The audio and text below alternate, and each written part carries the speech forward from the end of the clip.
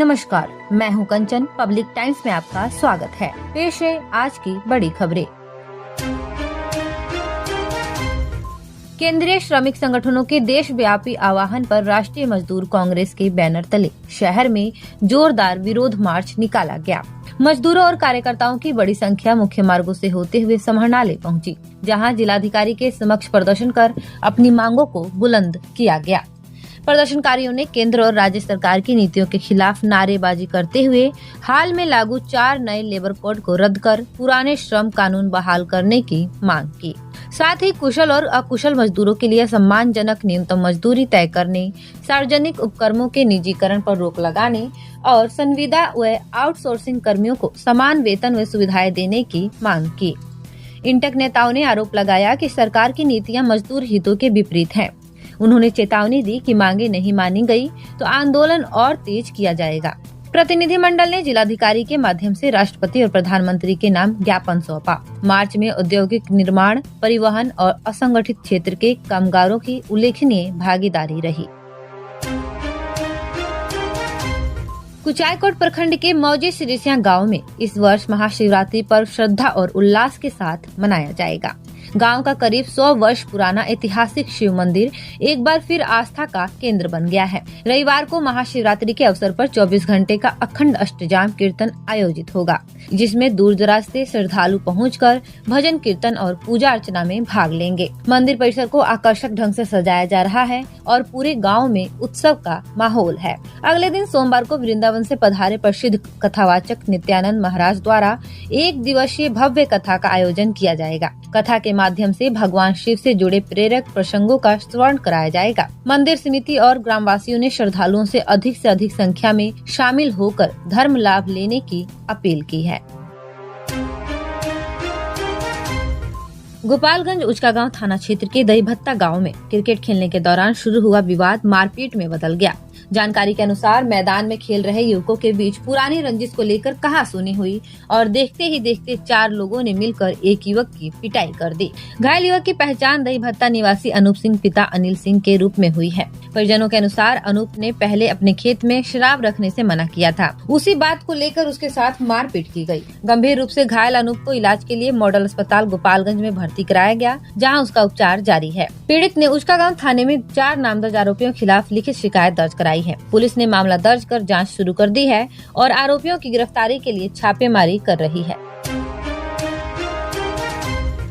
गोपालगंज में राष्ट्रीय आम हड़ताल के समर्थन में गुरुवार को भापका माले, खेत ग्रामीण मजदूर तथा सफाई मजदूर संगठनों ने संयुक्त रूप से शहर की सड़कों पर जोरदार प्रदर्शन किया। ट्रेड यूनियनों के आह्वान पर निकला जुलूस भगत सिंह चौक से शुरू होकर पोस्ट ऑफिस मोड़, अम्बेडकर चौक और घोष मोड़ होते हुए मोनिया चौक पहुंचा, जहां सभा आयोजित हुई। प्रदर्शनकारियों ने 4 श्रम कोड कानून रद्द करो और किसान मजदूर विरोधी नीतियाँ वापस लो जैसे नारे लगाए। सभा को संबोधित करते हुए भापका माले के जिला सचिव इंद्रजीत चौरसिया ने केंद्र सरकार पर किसान और मजदूर विरोधी नीतियां लागू करने का आरोप लगाया।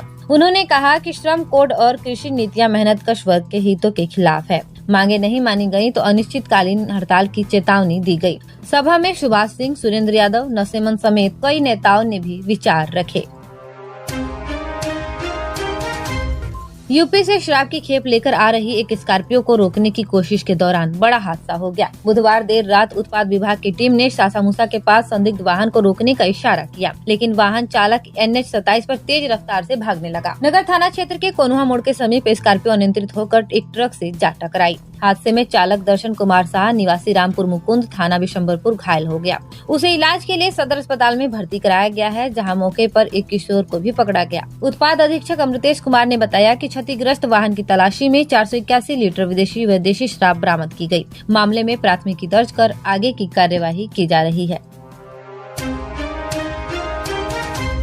माझागढ़ थाना क्षेत्र के थाना रोड पर गुरुवार को तेज रफ्तार पिकअप की टक्कर से बाइक सवार भाई बहन गंभीर रूप से घायल हो गए। हादसा उस वक्त हुआ जब गद्दी टोला निवासी राधाराम के पुत्र प्रिंस कुमार और उनकी बहन सबनम कुमारी कोचिंग के लिए माझा बाजार जा रहे थे। बताया जाता है कि थाना रोड पर पहुंचते ही अनियंत्रित पिकअप ने उनकी बाइक को टक्कर जोरदार मार दी। टक्कर इतनी तेज थी कि दोनों सड़क पर गिरकर गंभीर रूप से जख्मी हो गए। स्थानीय लोगों ने तत्परता दिखाते हुए पिकअप को रोक लिया और चालक को पकड़कर पुलिस के हवाले कर दिया। घायलों को तत्काल माझा CHC ले जाया गया, जहां प्राथमिक उपचार के बाद बेहतर इलाज के लिए सदर अस्पताल रेफर कर दिया गया। पुलिस मामले की जाँच में जुटी है।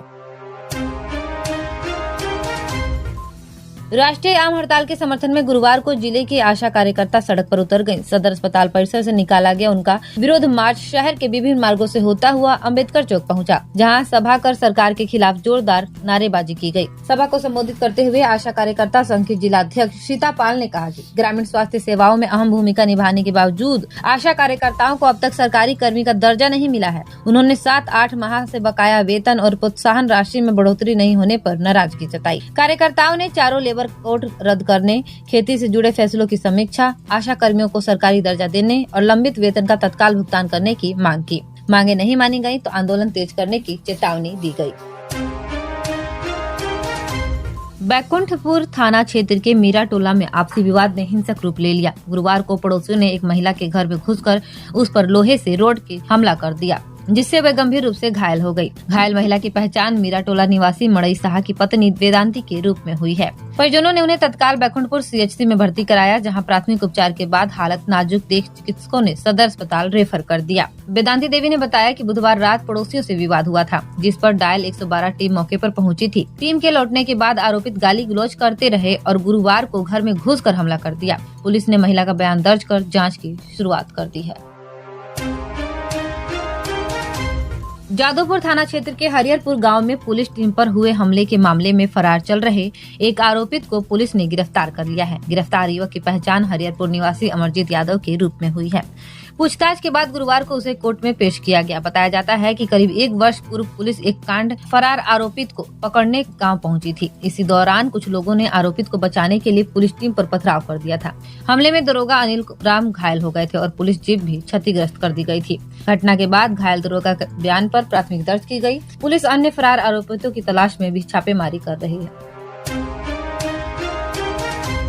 गोपालगंज उत्पाद विभाग ने अवैध शराब के खिलाफ अभियान तेज करते हुए 2 अलग अलग कार्रवाई में बड़ी सफलता हासिल की है। पहली कार्रवाई में मोहम्मदपुर निवासी उमाकांत प्रसाद को 23 लीटर से अधिक विदेशी शराब के साथ गिरफ्तार किया गया। वहीं दूसरी कार्रवाई में नगर थाना क्षेत्र के कोनुआ मोड़ पर स्कॉर्पियो से 481 लीटर विदेशी शराब बरामद की गई। इस मामले में विशंबरपुर थाना क्षेत्र के रामपुर मुकुंद निवासी दर्शन कुमार शाह को गिरफ्तार किया गया। उत्पाद अधीक्षक अमृतेश झा ने बताया कि दोनों मामलों में प्राथमिकी दर्ज कर आगे की कानूनी कार्यवाही की जा रही है।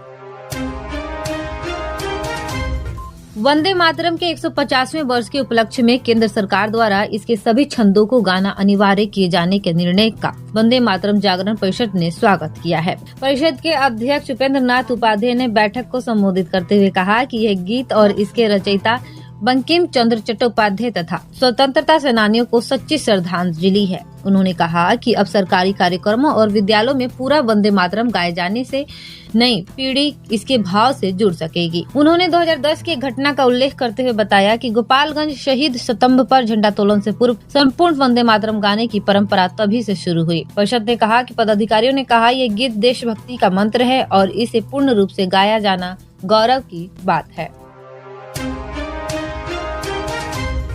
गोपालगंज यादवपुर प्रखंड की मोहंदिया पंचायत में एक किसान ने अपनी मेहनत और हौसले से मिसाल कायम की है। जहां कभी गंडक नदी के कटाव से जमीन बालू के रेगिस्तान में तब्दील हो गई थी, वहीं आज 10 एकड़ में सरसों, गेहूं और मसूर की फसल लहलहा रही है। कभी बंजर मानी जाने वाली इस भूमि को उपजाऊ बनाना आसान नहीं था, लेकिन किसान ने निरंतर परिश्रम, उचित देखभाल और आधुनिक खेती पद्धति अपनाकर असंभव को संभव कर दिखाया। अब ये खेत आसपास के किसानों के लिए प्रेरणा का केंद्र बन गया है। आज के बुलेटिन में बस इतना ही। जुड़े रहिए पब्लिक टाइम्स के साथ। नमस्कार।